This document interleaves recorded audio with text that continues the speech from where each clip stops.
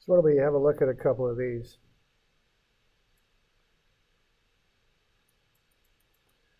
All right, now here's the first one.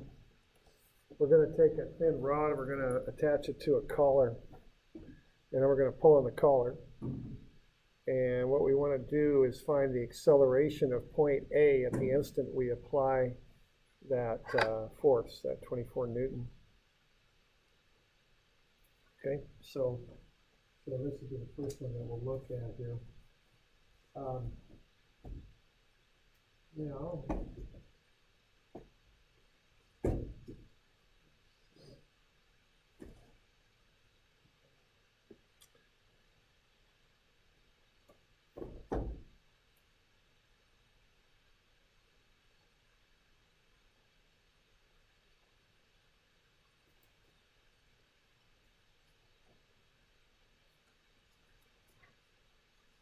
I think this is 760, I think is what it is. All right, so we're going to pull on this collar. The mass of it is 12 kilograms. We're going to assume the mass is in the rod. The collar has a mass essentially of 0. And we're going to pull on it with 24 newtons. All right, so let's have a look at analyzing this thing. All right, now when we analyze stuff, we've got 3 ways to do it. So, just remember, it's not like you've got this infinite number of possibilities. So if you got some sort of plane motion, you got sum of F, and that's going to equal MAG. And then you got sum of MG, and that's going to equal I alpha. And then you got the sum of moments about some point other than the center of gravity, and that'll be that inertial moment equation, okay? So this will be MA, and this will be I sub G alpha, and this will be IG alpha plus MAGX y bar plus MAGY x bar, okay? So there are the possibilities for analyzing stuff right there. That's it. So I think what I would start with on this would be the simplest one. I'm pulling on the thing, so obviously I should be able to do F equals MA. All right, so let's have a look. I guess the first thing I decided to do on this was to find the moment of inertia, though. So why don't we go ahead and do that. I sub G is 1/12 ml squared. And we got all this stuff to plug into that. We're looking at an axis coming out of the page. So that would be 1/12 times 12 kilograms times 0.6 meters quantity squared. And that's 0.36 kilogram meters squared. Okay.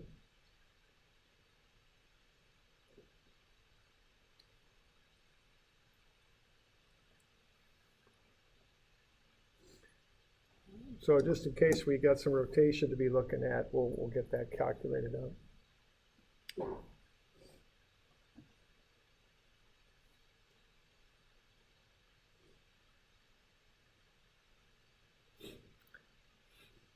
All right, now the next thing to do is to do F equals MA.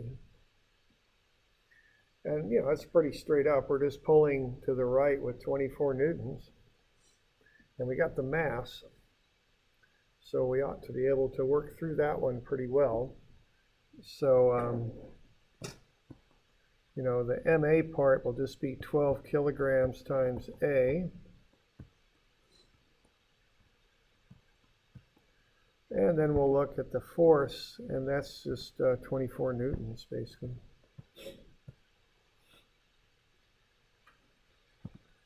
So if we solve for A, that'll just be 24 over 12, and that'll be 2 meters per second squared.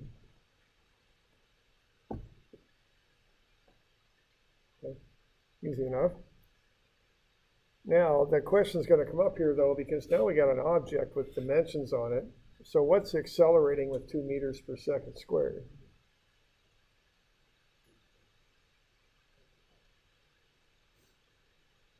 Yeah, there's always kind of a little bit of a debate on that. Maybe, I don't know. What is the... Yeah, right. I mean, we're pulling right on the collar. So, I think there's a real tendency to say the collar is accelerating at 2 meters per second squared. But what is sum of F equals MAG, right? The collar isn't the center of gravity. So as it turns out, it's not the collar that's accelerating at 2 meters per second squared. It's the center of gravity. Even though we're pulling at the collar, it's the center of gravity that accelerates, that responds to the force. Okay? And there's just such a strong tendency to apply that acceleration to the collar. I always like to just call this out, that you understand that regardless of where that force is applied, it's the center of gravity that responds to F equals ma. That's how it works. Okay?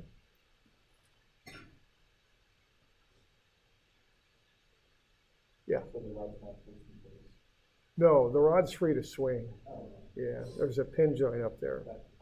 Yeah, I guess I didn't make that clear.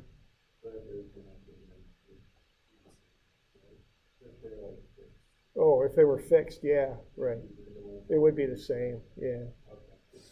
So the type of motion here that I'm talking about is, see, there's a pin joint there up at the collar. So if this thing moves to the right, that rod's going to lag a little bit. Okay?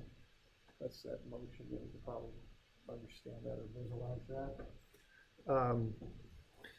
And let's see, for those of you online, what do we got? We are going to go.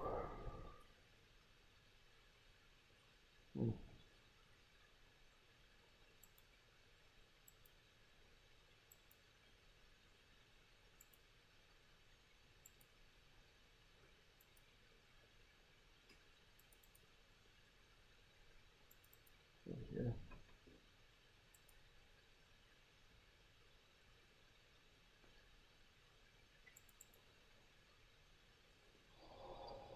Okay, so that's what the motion we're talking about right there. So what's going to happen is this rod is going to lag a little bit behind the top of the rod. So the center of gravity will lag, but it's the center of gravity that's accelerating at the 2 meters per second squared.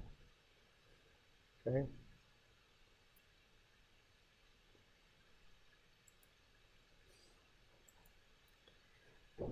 Okay, so that's what's going on. So A sub G is 2 meters per second squared. So how can we find A sub A then if A sub G is 2 meters per second squared? How can we find the acceleration of A?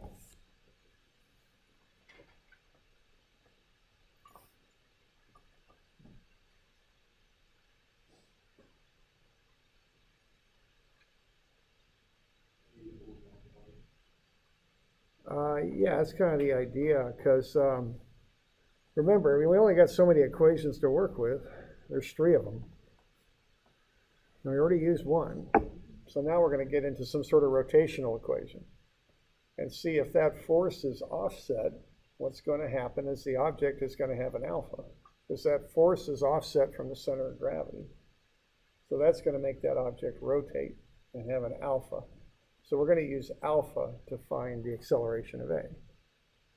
So this problem is kind of counterintuitive. It seems so easy. We're applying a force at A. We should be able to find the acceleration of A quite easily, but it's a little trickier than that. We got to go through the center of gravity. And that's a point to understand about this stuff, is you always go through the center of gravity on this plane motion type of problems, okay?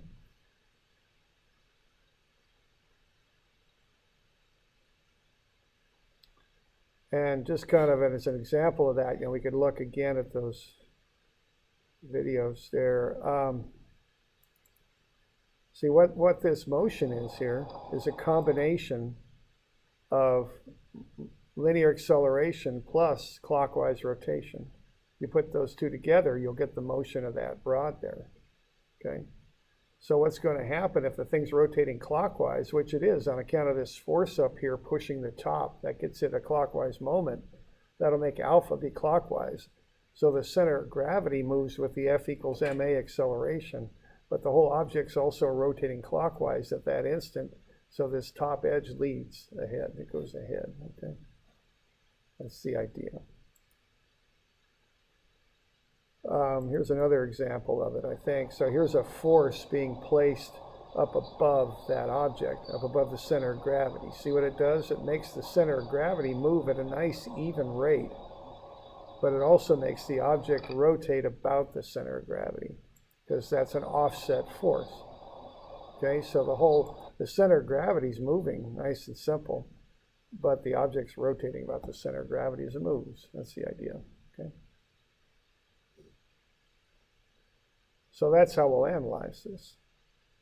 So the next thing to do is just find the sum of moments about the center of gravity and then relate that to alpha. Okay.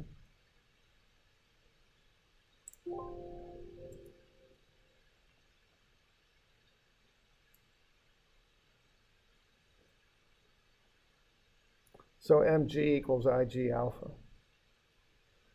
Okay. So we got the 24 newtons times the distance from the center of gravity. It's 0.3 meters. I'm going to call clockwise positive here. And then I got ig times alpha. I can solve for alpha. It's 20 radians per second squared.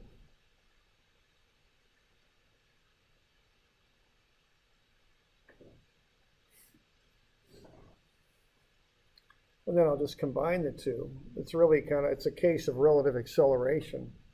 I've got ag. I can find aa by taking alpha times r. So aa is going to equal ag plus aa with respect to g. That's how this will work. Okay.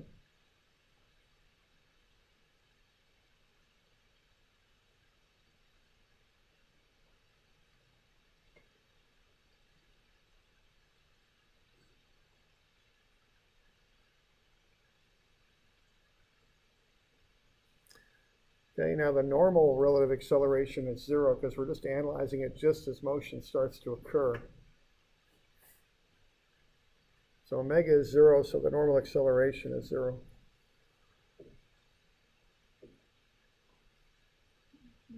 So a sub a is 2I, which is ag plus alpha times r, 20 times 0.3. So we get 2I plus 20 times 0.3, which is 6I. So the total acceleration of a is 8I. So the center of gravity accelerates with 2. Acceleration of a is quite a bit faster, 4 times as fast, so it accelerates at 8.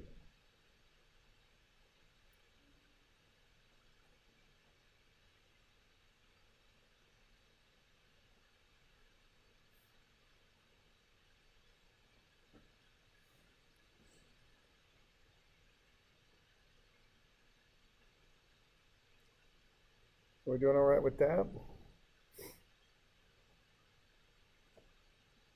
So that's kind of important concept number 1 about this plane motion. You always go through the center of gravity. That's how you work on this stuff. And this is a good example of that because this one's kind of counterintuitive that you do that. Okay. Even though you want to find the acceleration of a and the forces applied at a, you still have to go through the center of gravity.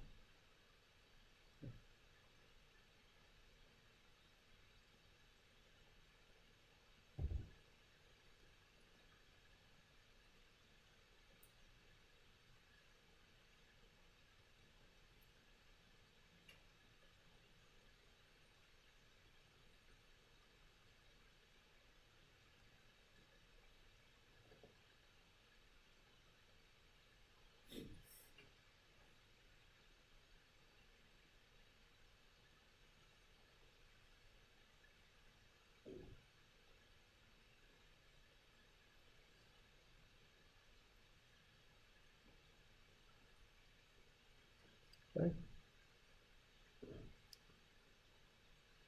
All right, so that's one example.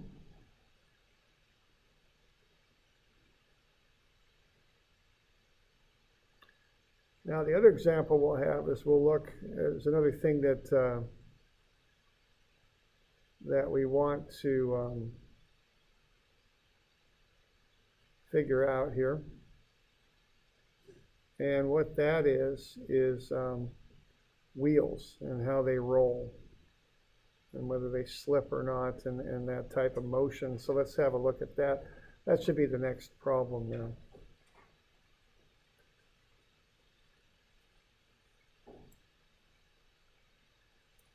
There we go. Battery's running low. Just having all sorts of problems here today, aren't I? I'm gonna go get my battery. I'll be back here in just a minute. I'll have it with me. I'm gonna plug in anyway.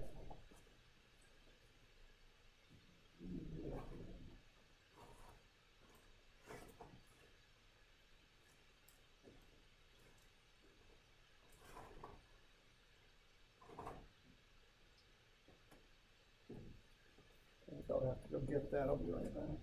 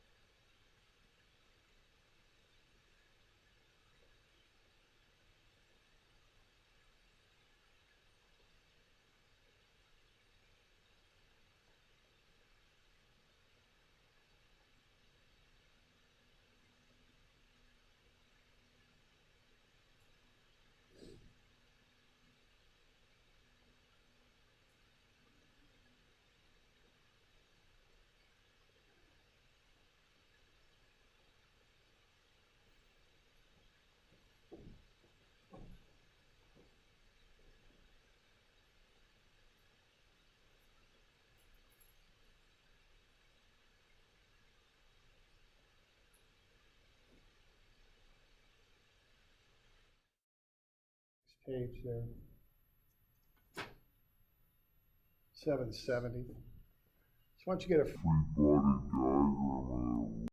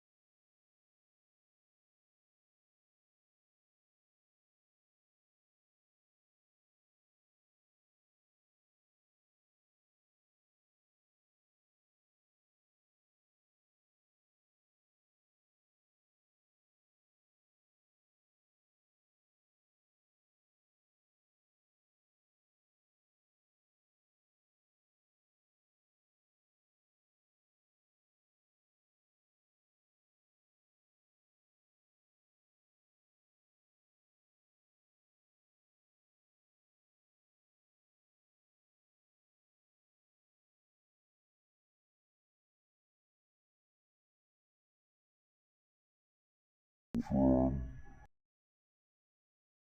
And we'll do part 2,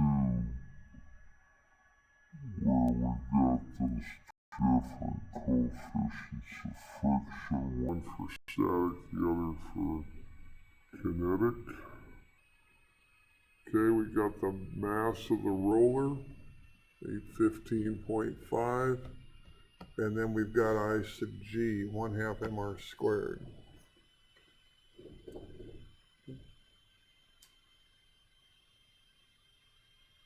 And then I sub g is 587 kilogram meters squared.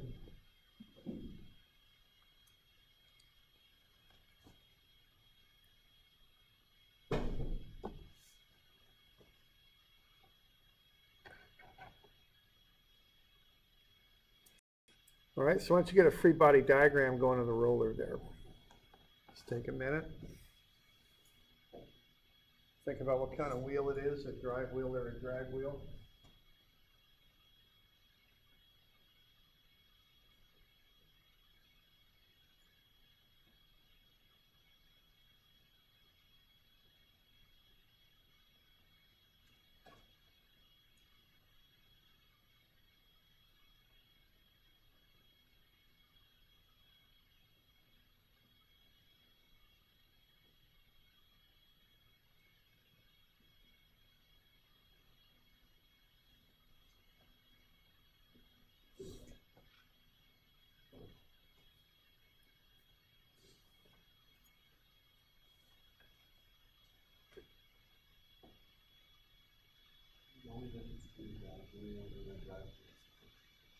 Yeah, that's the which way. Well, there's also the notion of torque about the center, too, because the drag wheel is a torque about the center. That's what makes it a drag wheel. The drag wheel is just being pushed or pulled.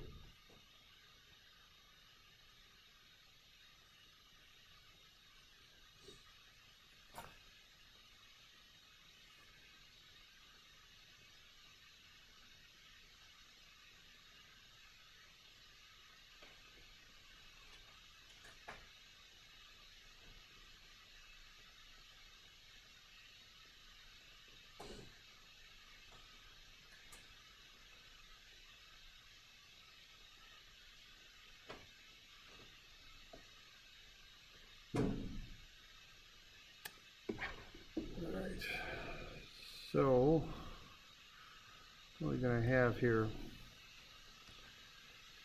We're going to have this angled force, right? And that'll have components in both directions. You know, you might even just break them down, but you know, whatever there. You have a normal force.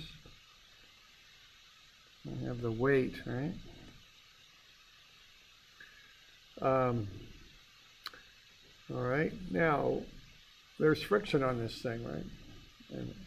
And which way does it act?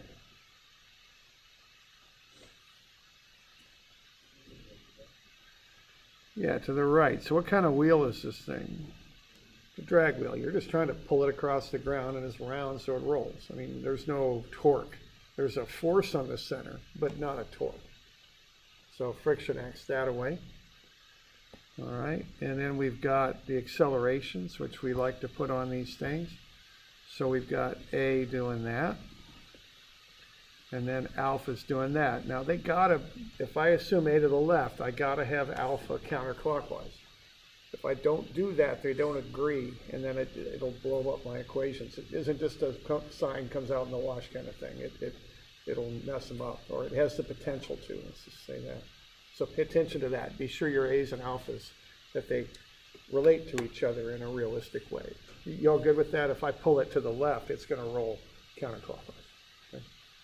All right. So there you go. So any questions on that? Because that's a big part of these problems, is getting this stuff drawn up properly.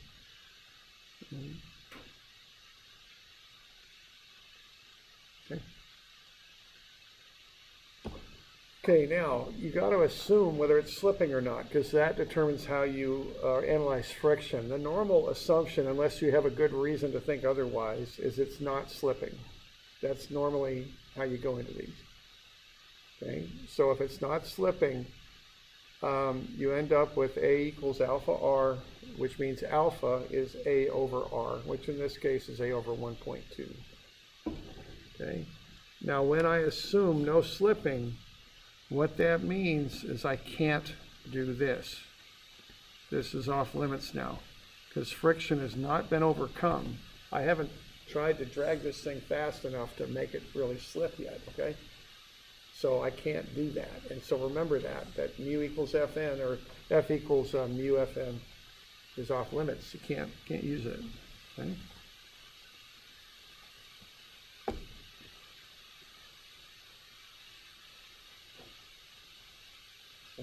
You okay with that?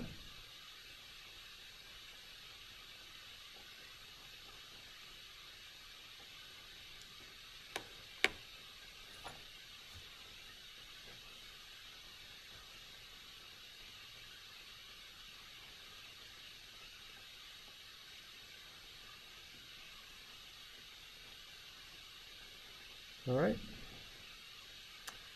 So there you go. There's the free body diagram. All right, so now once we got that, we start throwing equations at it, okay? That's what you do. And remember, there aren't an unlimited number of ways to analyze this stuff. There's F equals ma, there's m equals mg equals ig alpha, and there's that sum of ma inertial moments equation. That's it, okay? That's how you do it.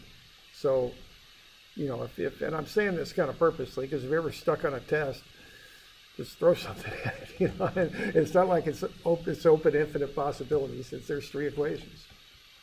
Test them out, you know, see what works, okay? So the simplest one is F equals ma, so why don't we do that, okay? So there's F equals ma.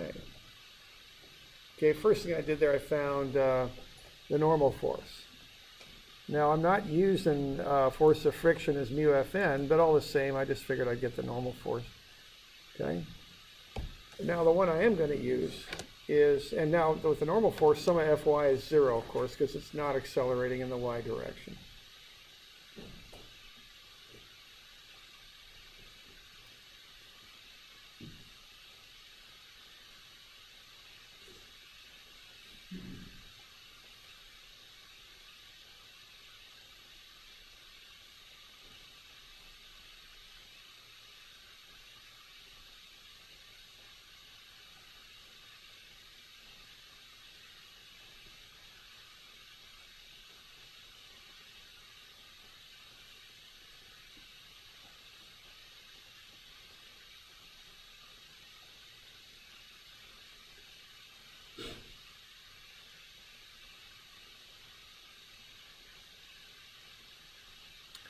Okay, so I'm going to go for sum of fx, I'm going to go sum of fx is magx. So the forces in the x direction are just cosine 10 times that 250 minus the force of friction. And that's going to be ma, and m is 815.5 kilograms, and a I don't know. So see, I've got two unknowns in there. I got force of friction and a. And that's a pretty common situation to be in with this stuff, okay? So I'll go ahead and solve for the force of friction. And that's 246.2 minus 815.5a. Often I'll, you know, if I don't want the friction, I'll solve for it. That way I can kind of do, you know, I'll solve two equations for the force of friction, then I can relate them together and eliminate the force of friction. That's what I can do. Okay. All right. Now, when you do F equals ma, the other thing you usually do is m sub g is ig alpha. Okay, so we'll go ahead and do that. Yeah, I already got I sub g up there. It's 1/2 mr squared for a disk. That's how I'm analyzing it. So I got ig, it's 587. All right. Now, if I go sum of mg is ig alpha, have a look at that. See, I've got the weight, but that goes right through the center of gravity. And I've also got the force of that 250 force, but that goes right through the center of gravity also. See, the center of gravity is right there. It's that dot. So what causes the thing to spin, what creates the moment, is the force of friction. See, that's what causes alpha. Okay. And notice they agree, don't they? I mean, force of friction and alpha are both counterclockwise. So I'm going to have that force of friction times its moment arm. That'll be mg. And then Ig alpha is just 587 alpha. Okay? Now, the deal is, though, I'm getting alpha. Over here, I've got A. So I want to get alpha in terms of A so that I can relate figures. So what I really want to do here is solve for A. I want to know what the velocity is after a certain amount of time. So I want the linear A is what I want to get that figured out. So I'm going to use the fact it doesn't slip, and that alpha is Ag over 1.2. So 587 alpha is 49 Ag. So I can divide through by 1.2, and I'll get the force of friction as a function of the acceleration. So I've done that twice. Okay. So this is one way to approach this problem, and it's probably the most common sense sort of way you can look at it and kind of understand what you're doing, you know. And what I'm going to do, I'm just going to relate those two force of friction equations together and solve for A is what I'll do next. Do a substitution, kind of, I don't know, I guess I'll call it a substitution. Okay, we good with that? All right.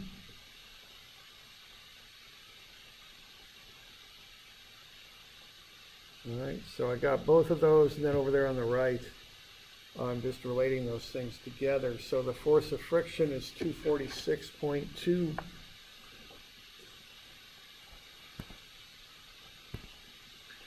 So the force of friction is 246.2 minus the 815.5A.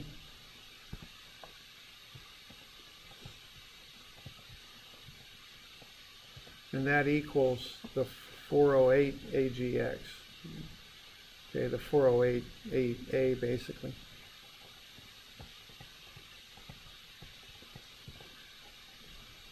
And then I can just work through that. And I can solve for the force of friction, or excuse me, acceleration in the x direction. It's not too much. It's 0.201 meters per second squared. So that's probably, you know, the most straightforward way to set that thing up.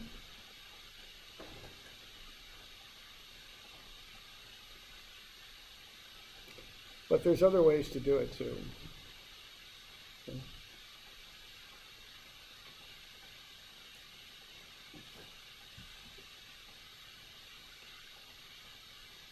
So we good on that? Getting to A? Any questions?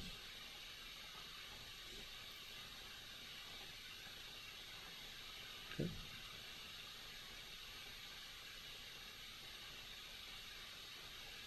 Because there's another way to do it, of course. So method number 2 may not make as much common sense, but it's a lot quicker to work through it because it's just one equation. So really the way I think about it is the most basic theoretical thing is F equals ma and mg equals Ig alpha. You can kind of combine those into one big equation essentially by adding a moment arm to the ma, and there it is. It's this inertial moment equation. So I could solve this using this one equation in one step. It's a little bit quicker, okay? Now the key to doing this is to understand what it is you want to get rid of, okay? Because you're breaking this down to one equation now, and you really don't care what the friction is right now. You want to find A. So if that's the case, what you would want to do here would be to find moments about a point where the friction acts. You want to find moments about that point right there. So that's point A. By taking moments about that point, you eliminate the friction from the equation and you can solve directly for the acceleration. So that's what's going on there, okay? Now things change a little bit here in how you analyze it, so you got to kind of pay attention to what the heck you're doing. What you've got now is what causes the moment isn't the friction anymore. What causes the moment is that pull at the center of gravity, because you're not taking moments about the center of gravity anymore. You're taking them about A. Okay. So now, for the moment, you're going to have cosine 10 250 times the radius of 1.2. You all good with that? Because we're taking moments about A. What we want to know what causes that moment is this force right here. cosine 10 times 150. And the moment arm there is perpendicular to the force. It's the radius of that roller. It's 1.2.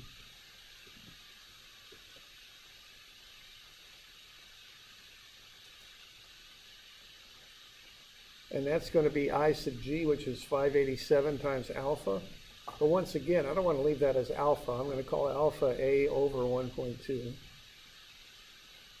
And then plus the mass times AGX times Y bar. Okay, so AGX is unknown. Y bar is the distance from A up to the center of gravity, which is 1.2. Okay. So then I can break that down. I get 295.4 is 1468A, so A is, again, 0.201. So you could go at these either way. This is a handy thing to be able to do because it can get you out of some kind of complex calculations. You know, if you can apply this, sometimes it'll get you out of if you can see it, it can make for simpler analysis of some of these problems if you can do this. Okay?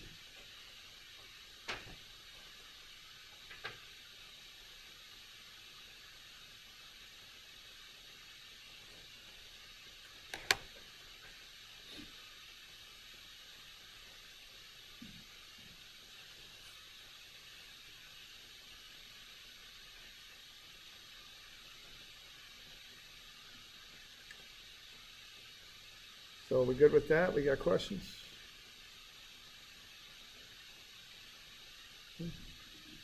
So two solutions to the same problem.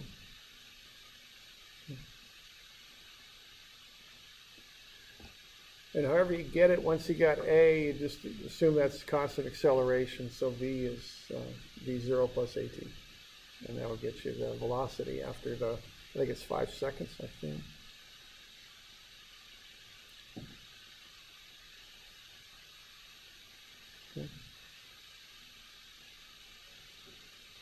But before we do that, we've got to do something here.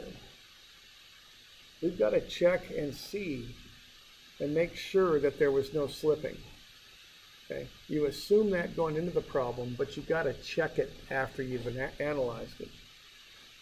Okay? So to do that, the first thing you do is you find the actual friction. Now this requires that that generally speaking, you go summa F equals ma. So even if you use the shorthand equation here, this inertial moments equation, if you want to check friction, normally you got to do F equals ma or m equals ig alpha. Okay. So I know from, I think it was F equals ma, or maybe not, maybe it was that mg is ig alpha, I can't remember. Yeah, it's from this one actually. So this comes from that moments about center of gravity equation. Force of friction is 408 times AGX. AGX is 0.201. So the force of friction to make this system work the way it's working is 82 newtons. Okay? That's what causes the proper A and the proper alpha. Okay? Now what we want to do is look at what's the maximum possible force of friction, which is mu Fm, and find what that would be.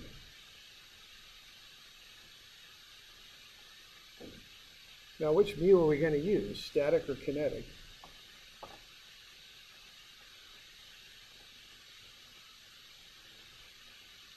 Okay, this is one of those funny things about wheels. It rolls without slipping. What's the velocity of that point on the bottom of the wheel? It's 0, so we use static friction. It's weird, but that's how you do it. Okay, you've got to remember that. So you use static friction on these. Okay? And it just has to do with that velocity being 0 for no slipping. If it is slipping, it's kinetic, but it's not. Yeah. Okay, so it's static, and it's kind of odd, but that's how it works. Okay. So static is the way to go.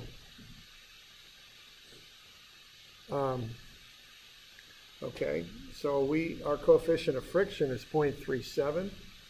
Multiply that by the normal, we get a very large friction. It's 2976. So we're way under that. So the friction we need to create A and alpha is much less than the maximum potential force of friction. So the no slipping assumption is correct. Okay. But you always got to go back and check these, make sure, you know, that you just can't make that assumption. You want to check it and make sure it's right.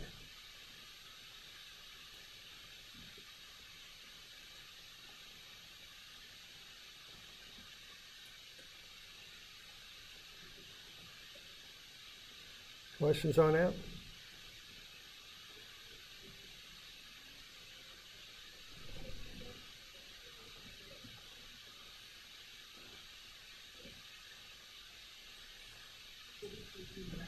Okay.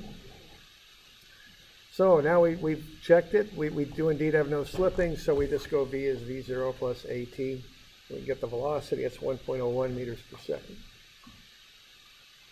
Okay. So it seems like, you know, a fair amount of analysis on a little wheel, but that's a big wheel actually, but a simple situation, you know, but that's how you do that. And what we're doing here, we're doing mechanical stuff. I mean, this is, you know, you mechanical engineers, you'll take dynamics too. If there are any mechanical engineers in here, there's 1, 2, 3, okay, we got the rest of you guys are civil types, and forest, civil. Okay.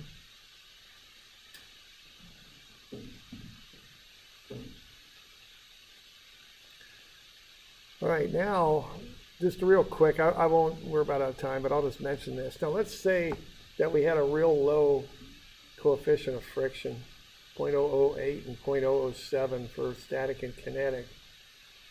Remember, the required friction that we found to make this system function in that way was 82.06. First thing I'd do would be to check the static friction. This is part 2 I'm doing. Now, what I've done, part 2 has different coefficients of friction. Okay. So 0.008 times 8043 is 64.34. Static friction is less than what's required to make this system work with the proper A and alpha. So that means slipping occurred. All right. So I check static friction because I'm assuming the wheel doesn't slip. Now what I've determined now is that slipping occurs. So what I want to do is find the actual friction. Now which coefficient of friction do I use if slipping occurs? You got to go to kinetic now. Okay. So I use the kinetic coefficient of friction. The actual friction would be 56.3. So this is what you'd do if you did indeed have slipping. In this case, you're pulling so hard on the thing, the friction can't keep up. It's kind of skidding a little bit and rolling, you know, little, basically skidding. You're just pulling it across the ground. It's not quite developing enough to roll properly. So then you just go F equals MA and get your AGX that way. Okay, that's what you do if it's not slipping. The normal situation, or if it is slipping, the normal situation is it doesn't slip. That's the normal everyday thing that happens. But you could have situations where it does.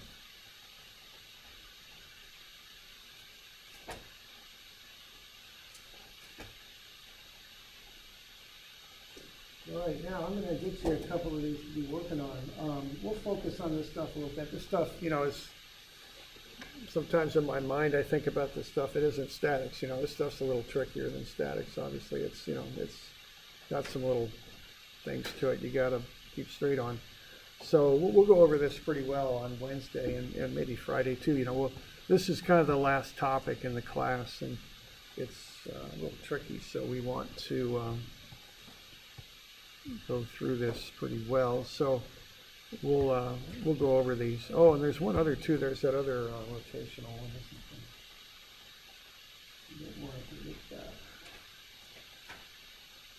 342. Now these will be due with the final. So that's Wednesday of next week, which I think is the 13th if I'm, yeah. And then that other homework will be due this coming Wednesday, okay? And I got your tests up, they're the next thing on the list, so I'm about halfway through them, so I'm working through those right now. So I'll try and get those back to you Wednesday, Friday for sure, but I'll try and get it back Wednesday. All right. So any questions on that?